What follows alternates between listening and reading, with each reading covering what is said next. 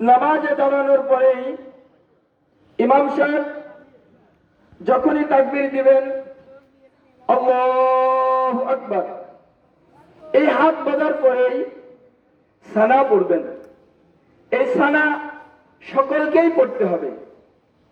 এই সানা পর্যন্তই মুসল্লিদের শেষ। তারপরে রুকু সিজদা যেগুলো আছে এগুলা তাসবিহ পড়বেন। এই সানা পড়ার পরেই ইমাম সাহেব অতিরিক্ত 3টা তাকবীর বলবে। আর 3টা তাকবীরের তৃতীয় তাকবীরে ইমাম সাহেব যখন হাত বাঁধবে আপনারাও একই রকমের কাজ করবেন, যেটা হলো আল্লাহু আকবার, আল্লাহু আকবার, আল্লাহু আকবার। এটা হলো প্রথম রাকাত। এরপরে ইমাম সাহেব সূরা কেরাত পড়বেন। রুকু সিজদার মধ্য দিয়ে প্রথম রাকাত শেষ করে দ্বিতীয় রাকাতের জন্য মনে করেন আমরা দাঁড়ালাম।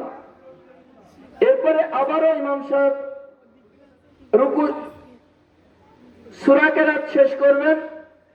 সূরা কেরাত শেষ করার পরে রুকুতে যাওয়ার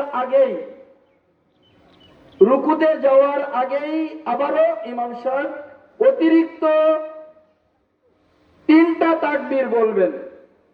এই 3 তাকবীরে হাত ছেড়ে দিবেন। চতুর্থ তাকবীর যখন বলবে তখন ইমাম সাহেব ওই চতুর্থ তাকবীরে রুকুতে যাবেন, আপনারাও রুকুতে যাবেন। সেটা হলো মনে করেন দ্বিতীয় রাকাতের তাকবীর চলতেছে আল্লাহু আকবার, আল্লাহু আকবার, আল্লাহু আকবার, আল্লাহু আকবার। চতুর্থ তাকবীরে রুকু। আশা করি সবাই